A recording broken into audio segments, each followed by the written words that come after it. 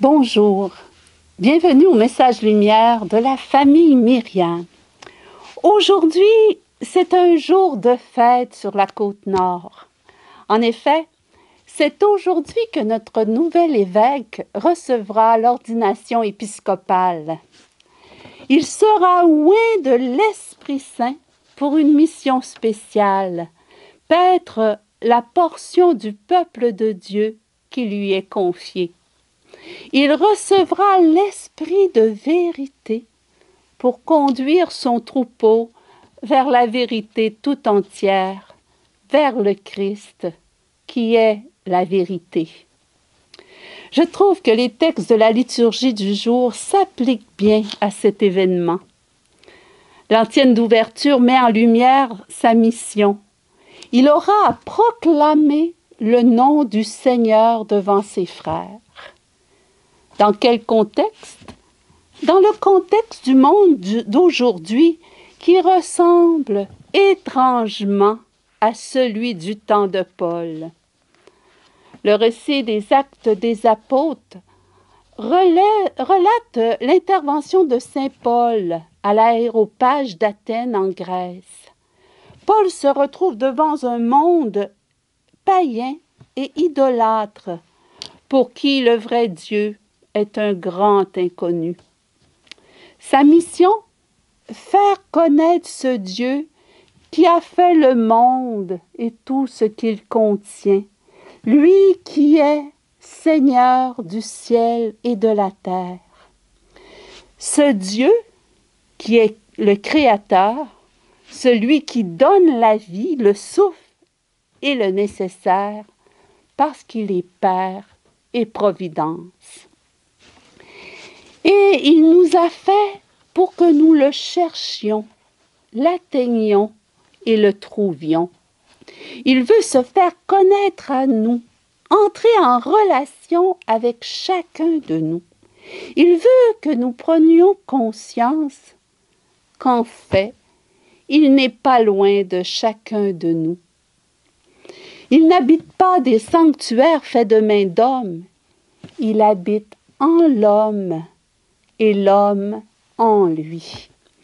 C'est en lui que l'homme a la vie, le mouvement et l'être. Dieu, comme créateur, est le Père de chacun. En lui est notre origine. C'est pourquoi nous pouvons affirmer avec foi, nous sommes de la descendance de Dieu. N'est-ce pas ce nom de Dieu Père que Jésus a proclamé et qu'il nous appelle comme baptisés, comme enfants de Dieu, à proclamer?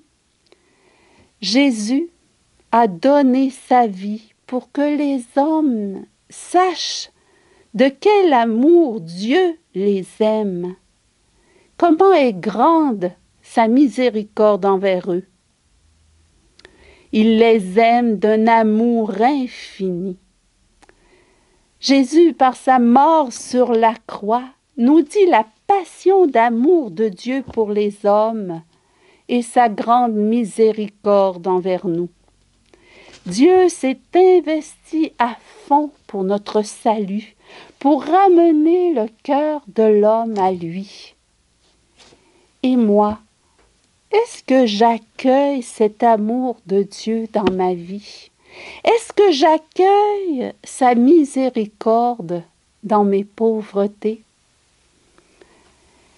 Le Seigneur m'invite à accueillir son amour pour pouvoir ensuite le proclamer aux autres.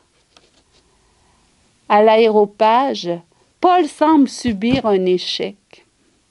Pourtant, quelques personnes s'attachèrent à lui et devinrent croyantes. Peu de conversions, et pourtant, aujourd'hui, il y a des chrétiens dans le monde entier. Jésus qui meurt sur la croix semble être le signe d'un échec total de sa mission, alors qu'en réalité, c'est le plus grand signe de l'amour de Dieu pour les hommes. La résurrection nous rappelle que c'est l'amour qui sauve et qui est seul en mesure de transformer le monde. Le Seigneur a besoin de toi, comme il a eu besoin de Paul pour le révéler au monde. Dans notre monde qui cherche Dieu sans le savoir, osons proclamer le nom de Jésus, le seul nom par lequel nous soyons sauvés, en lequel l'espérance peut renaître. Osons parler de Jésus, qui est le chemin du vrai bonheur, le chemin qui mène au cœur du Père. Jésus, qui est la vérité qui rend libre, en chassant les ténèbres dans laquelle nous englue l'esprit du monde. Jésus, qui est la vie éternelle, la vie en Dieu, une vie dans l'amour et pour l'amour. Jésus nous assure que l'Esprit Saint sera avec nous pour cette mission. C'est lui qui nous dira quoi dire. C'est lui qui nous fera connaître ce qu'il faut faire en temps voulu. Aujourd'hui, si on priait pour nos évêques d'une façon spéciale, Jésus, souffle sur eux ton esprit de vérité, afin qu'ils puissent conduire le troupeau que tu leur as confié dans la vérité tout entière, et qu'ils fassent de chacun de nous, que ton Esprit Saint fasse de chacun de nous des témoins de ton amour auprès de ceux vers qui tu nous envoies.